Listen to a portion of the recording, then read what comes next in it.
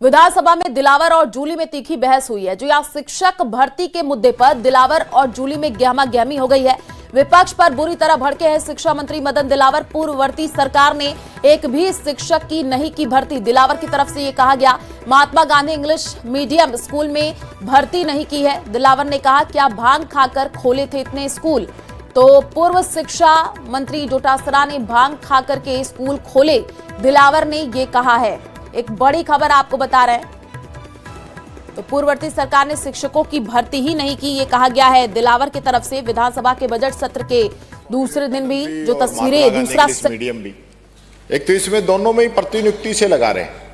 महात्मा गांधी में तो हमने कैडर बनाया था, 10,000 पोस्ट इसमें हमने भरी थी, लेकिन उसके अलावा जो पोस्ट है वो सारी प्रतिनियुक्ति पे भरी जाती है। तो स्वामी विवेकानंद में भी कितने पद रिक्त हैं और कब तक आप भरेंगे, पहला क्वेश्चन तो ये है। और दूसरा, इसका प्राइमरी सेक्शन भी हमारे समय में शुरू हुआ था, तो क्या वो सब जगह शुरू हो गया या अभी पेंडिंग है? माननीय अध्यक्ष महोदय, कई विद्यालय तो ऐसे हैं जिसमें 10 बच्चे हैं, 12 बच्चे हैं, 13 बच्चे हैं, और उसमें सारे लगाना चाहते, लेक्चर्स भी लगाओ, सेकंड ग्रेड भी लगाओ और भी लगाओ। ऐसे कैसे संभव हो सकता है? तो वो जो जो जरूरत होगी उनको जरूरत के हिसाब से हम उसमें अध्यापक लगाएंगे और सुव्यवस्थित रूप से हम वहाँ शिक्षा की व्यवस्था करेंगे। और यदि कुछ ऐसे विद्यालय होंगे जो वाइबल नहीं है, जिसे सुनने हैं, अब आप ये भी कहेंगे इस विद्यालय को बंद करूंगा, तो मैं कोई जोधपुर जिले का है काले लाव स्कूल है, अब इसमें 0 बच्चे हैं, अब इसको बंद करूंगा तो कहीं अंग्रेजी विद्यालय को बंद कर रहे हैं। इनको ये भी इनको नहीं समझ में आती है, क्या 0 बच्चों में भी विद्यालय चलते हैं क्या? 2 बच्चों में भी विद्यालय चलते हैं क्या? 10 बच्चों में भी विद्यालय चलते हैं क्या?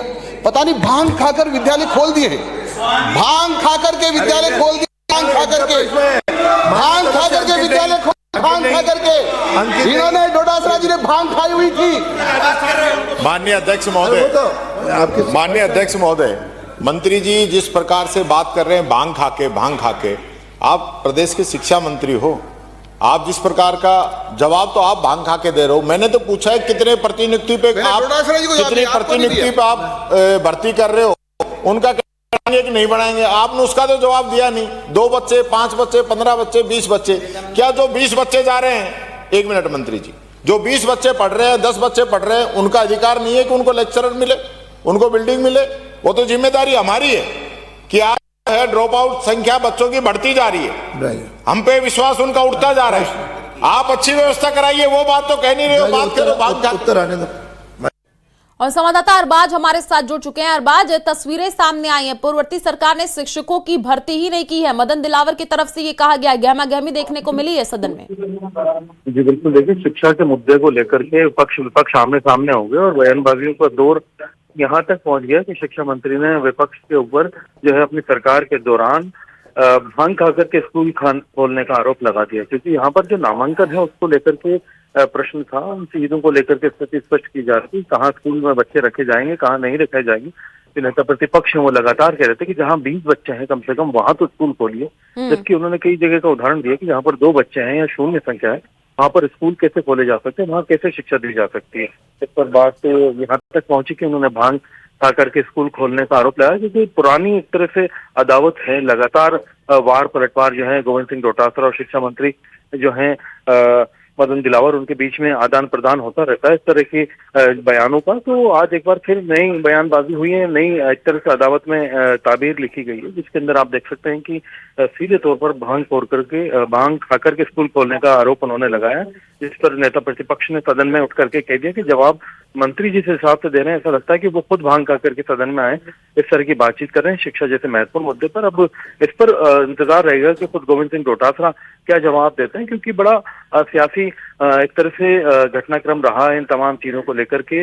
अंग्रेजी माध्यम के स्कूल थे, स्कूलों को खोलने को लेकर के, स्कूलों की छतों का ध्वस्त होने का मामला, और अब छतों जो स्कूलों में नामांकन की वजह से बंद करने के मुद्दे को लेकर के सदन में हंगामा हुआ है।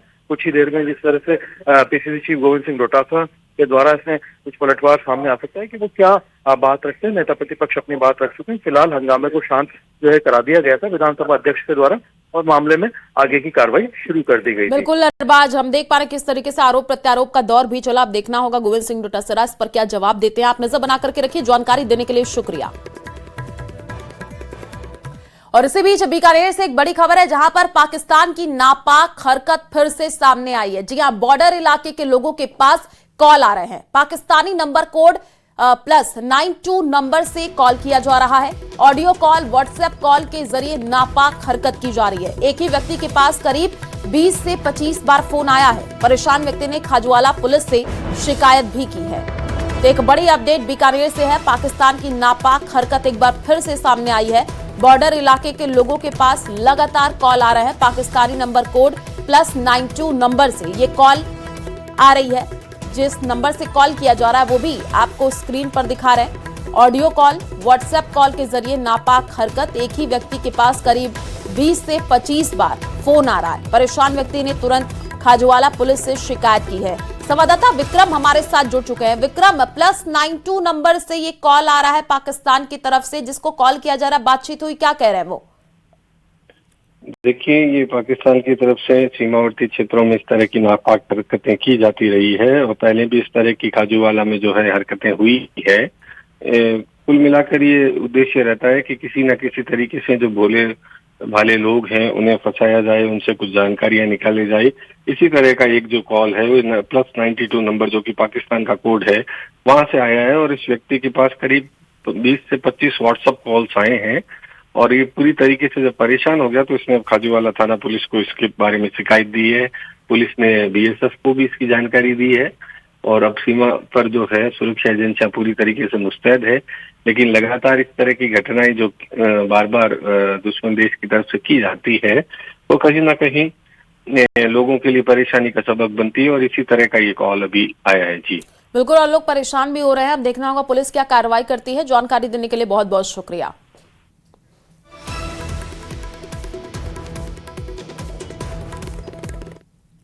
और इसी बीच करौली के हिंडौन सिटी से एक बड़ी खबर है। अनियंत्रित जीप पुल से नीचे जाकर के गिर गई है। जीप में सवार एक व्यक्ति की मौके पर मौत हो गई है।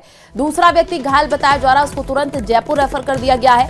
मऊ कस्बे के गंभीर नदी के पुल की ये पूरी घटना बताई जा रही है। तो एक बड़ी अपडेट है करौली के हिंडौन सिटी से, जहां पर अनियंत्रित जीप पुल से नीचे जाकर के गिरी है। जीप में सवार एक व्यक्ति की मौके पर मौत की जानकारी है। दूसरा व्यक्ति घायल हो गया है, उसको जयपुर रेफर कर दिया गया है। महू कस्बे के गंभीर नदी के पुल की यह घटना बताई जा रही है। और वहीं प्रदेश के अलग अलग जिलों में आग लगने की 3 घटनाओं से हड़कंप मच गया है।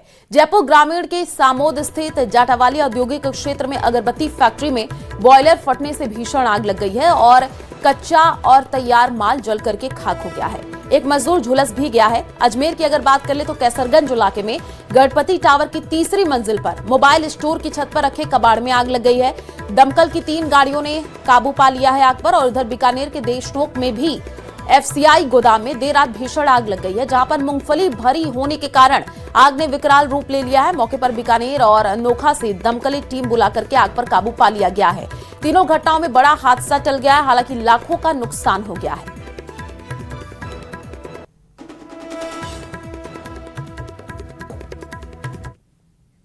और इसी बीच जोधपुर से एक बड़ी खबर आ रही है, जहां पर बासनी क्षेत्र में आफरी के पास स्थित वन रक्षक कार्यालय के रिकॉर्ड रूम में भीषण आग लग गई है और आग लगते ही अफरा तफरी का माहौल भी देखने को मिला है।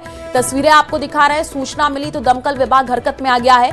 बासनी फायर स्टेशन से 3 दमकल गाड़ियां मौके पर पहुंच चुकी हैं। फायर अधिकारी प्रशांत सिंह के अनुसार आग पर काबू पाने के जो तमाम प्रयास है वो भी किए जा रहे हैं। तो जोधपुर की ये तस्वीर है। रिकॉर्ड रूम में आप देखिए, ये लपटें आपको साफ तौर पर नजर आ रही हैं। दमकल की 3 गाड़ियां भी मौके पर पहुंची हैं। आग पर काबू पाने के तमाम प्रयास किए गए हैं। रिकॉर्ड रूम में आग लगने से हड़कंप मच गया है। रिकॉर्ड रूम में ये लपटें, तस्वीरों से आप अंदाजा लगाइए कितनी तेजी से ये आग वहां पर फैलती हुई चली गई। 3 गाड़ियां मौके पर मौजूद हैं।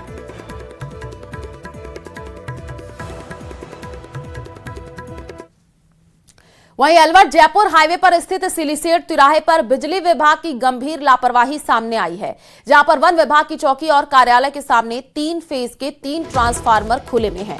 लेकिन विभाग की ओर से अभी तक ना तो कोई सुरक्षा घेरा लगाया गया है और न ही किसी प्रकार की सुरक्षा व्यवस्था की गई है। ग्रामीणों का यह कहना है कि इस लापरवाही के कारण आए दिन हादसों का खतरा बना रहता है। खुले ट्रांसफार्मरों के तारों के संपर्क में आने से कई बार बंदरों की मौत हो चुकी है, जबकि कई पशु भी इसकी चपेट में आ चुके हैं। ग्रामीणों के मुताबिक ये व्यस्त चौराहा है और यहाँ रात के समय वाहनों की आवाजाही के दौरान कई बार दुर्घटनाएं हो चुकी हैं। इसके बावजूद ना तो बिजली विभाग और ना ही वन विभाग के कर्मचारी इस गंभीर समस्या पर ध्यान दे रहे हैं। ट्रांसफार्मर 2-3 रखे हुए हैं और ना इनके चारों तरफ कोई जाली है और आए दिन यहाँ पर बहुत ज़्यादा पर्यटक स्थल है, गाड़ियाँ घूमती हैं, चौराया है। थोड़ा सा या तो इनको साइड में करा जाए या फिर इनके चारों तरफ जाली लगाई जाए। और आए दिन बंदर की दुर्घटना होती रहती है। बंदर यहाँ बहुत ज़्यादा है, बंदर भी 24 घंटा यहीं खेलते हैं, जो ये मर जाते हैं आपसी में। और प्रशासन से या हमारे विद्युत विभाग से निवेदन है कि इनको या तो इनकी जाली लगाए या इनको थोड़ा डोडाबाएं शिफ्ट करें। और ये पर्यटन स्थल का मेन चौराहा है। झुंझुनू के उदयपुरवाटी कोर्ट परिसर में वकीलों का धरना और कार्य बहिष्कार आज 40वें दिन भी जारी रहा। वकील गुढ़ा गौड़जी तहसील के राजस्व मामलों को झुंझुनू से उदयपुरवाटी एसडीएम कोर्ट में स्थानांतरित करने की मांग को लेकर के लगातार आंदोलन कर रहे हैं। धरने पर बैठे वकीलों ने प्रशासन के खिलाफ जमकर के नारेबाजी की है। कहा कि वो लंबे समय से इस मांग को लेकर के संघर्ष कर रहे हैं, लेकिन अभी तक कोई ठोस समाधान नहीं निकला है। वकीलों ने चेतावनी दी है कि जब तक उनकी मांग पूरी नहीं होती तब तक धरना और कार्य बहिष्कार जारी रहेगा।